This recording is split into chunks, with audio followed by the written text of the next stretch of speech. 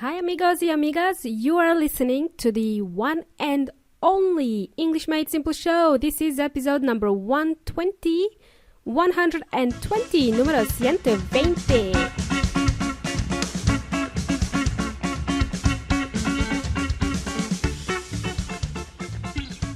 Yo, welcome amigos. Nice to have you join me today.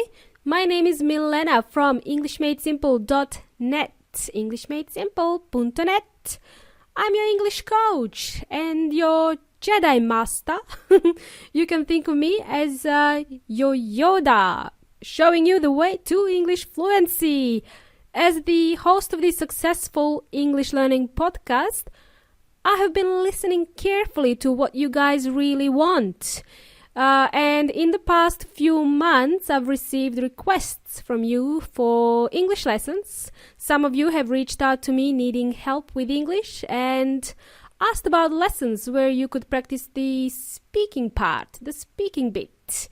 You know what? You've been listening to me for a while now, for over a year actually. And I think it's about time I listen to you.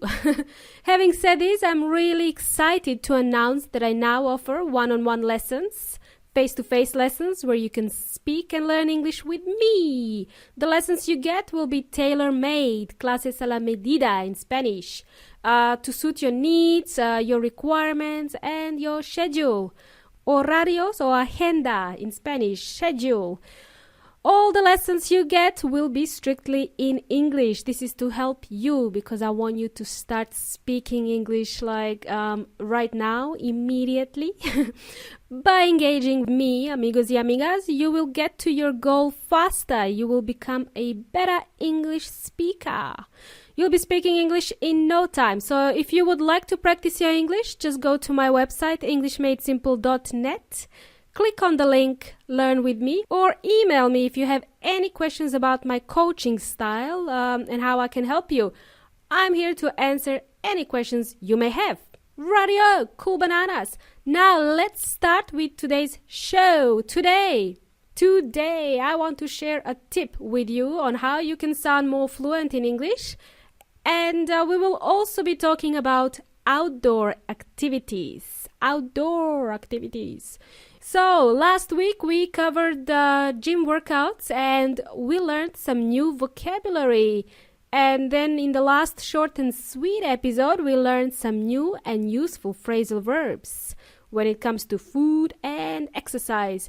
How many of you did exercise last week? How many of you exercised last week? How many of you ate junk food last week? Huh? Come on, be honest here. For example, me. Well, I went to the gym twice last week. That's an improvement from the week before, actually, when I didn't do any exercise. But the reason for exercising last week was because I had chips. Papas fritas. I had French fries. I ate junk food, so I had to burn those calories. Right, I had to work off all that junk food I ate. And I'm kind of over the gym environment. I'm kind of over it, to tell you the truth. I spent too much time at the gym in my early 20s that now I prefer to take it easy. I prefer to do Pilates and maybe some floor exercises.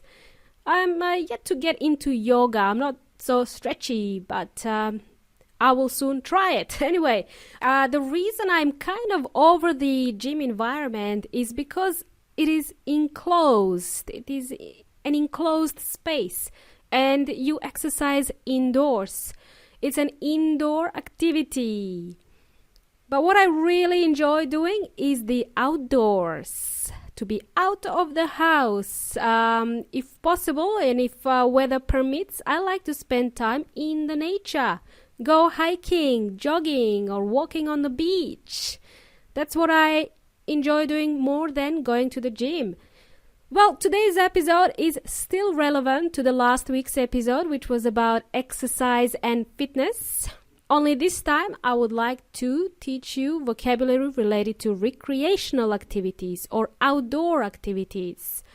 And at the end of the show, I will share a tip how you can sound more fluent when talking about outdoor activities. So stick around. Well, what do I mean when I say outdoor activities? You can do your exercises indoors or outdoors, inside or outside. The opposite of outdoor is indoor. Outdoor is an adjective and can be used in other contexts, not just when you talk about exercise. You can use it to describe other things like events, concerts, and gatherings. You could be attending an outdoor concert, for example. Well, I have one personal example. When I went to see the Rolling Stones live in New Zealand, their concert took place outdoor. It was an outdoor concert. Then it started to rain, I remember, as is the case in New Zealand. It rains quite often there. But that didn't really stop us from having fun and dancing like Mick Jagger. What are some other activities you could be doing outdoors? What are some outdoor activities? What are some other outdoor activities you could be doing? If you enjoy swimming in the pool, or piscina in Spanish, the swimming pool, you could go to an outdoor swimming pool or an indoor swimming pool if you like it indoors. What this means is that the swimming pool is located outside. When we say it's an outdoor swimming pool, it's out in the open.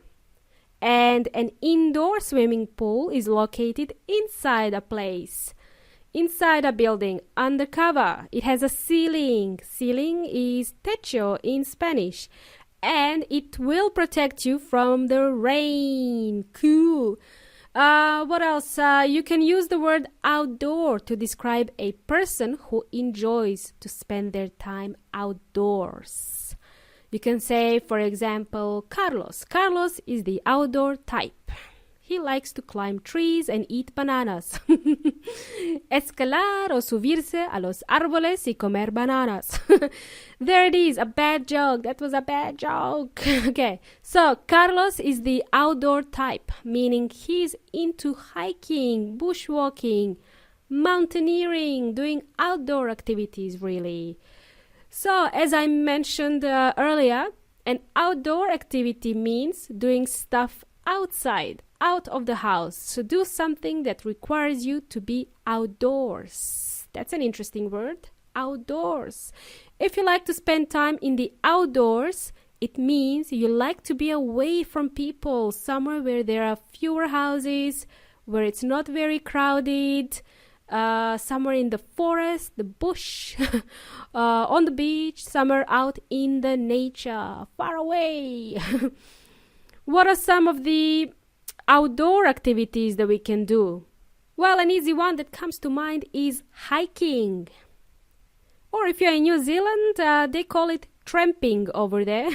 Other people call it trekking, bushwalking. In Spanish, this would be salir a caminar or caminata in Spanish. You can also go jogging on the beach, outside. Well, if you don't like jogging, just go for a walk. Walk at a fast pace to increase your heart rate, which is good for you. Any type of exercise is good for you, whether it be outdoor or an indoor activity. Cool. If you're an adrenaline junkie, you're a bit of a thrill seeker. You enjoy the adrenaline rush.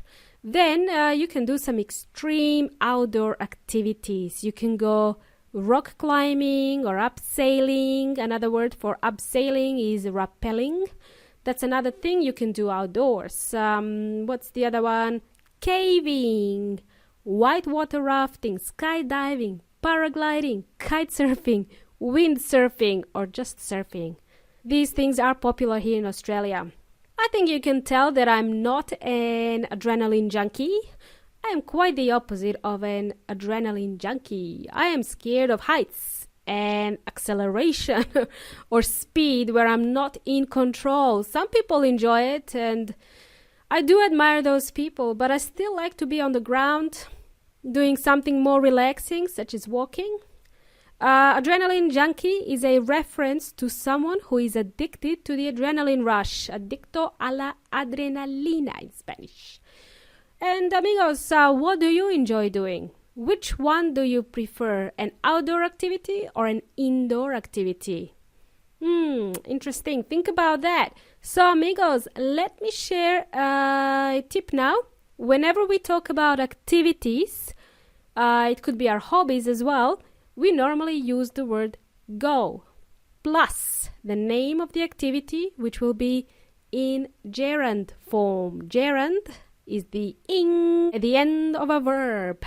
For example, what are you doing this weekend? This sentence implies a future tense, so my answer will be, I am going fishing. Another example, what do you like to do on the weekends? Meaning, what do you like to do every weekend? The answer will be, I like to go fishing. For example, last weekend I went fishing. That's in the past tense. What are you going to do this weekend? I am going to go swimming. Next month I will go skydiving. Every winter I go snowboarding, or every winter I go skiing. Whenever we refer to a recreational or leisure or athletic activities, we construct the sentence with go plus ing. Remember that the verb go will change according to the tense. It's an irregular verb and the past tense is went, participle gone. Where's Carlos? He's gone fishing. What did Carlos do last weekend? He went fishing last weekend. Well, I hope this was crystal clear as mud. Easy peasy lemon squeezy. All right, amigos y amigas, this brings us to the end of the show. Before we finish, let me ask you this question. What did you do last weekend? Think about activities you were doing. And if you didn't do anything special, then say, I did nothing, or I didn't go anywhere, or I didn't do anything. We have to use the word anything here instead of nothing because we can't have double negatives. If you want to learn more about the double negatives, we cover them in episode 114, number 114. So hop into your time machine and transport yourself to episode 114. And it's been a pleasure jamming with you today, amigos y amigas. Thank you for joining me today. Until next time, hasta la próxima.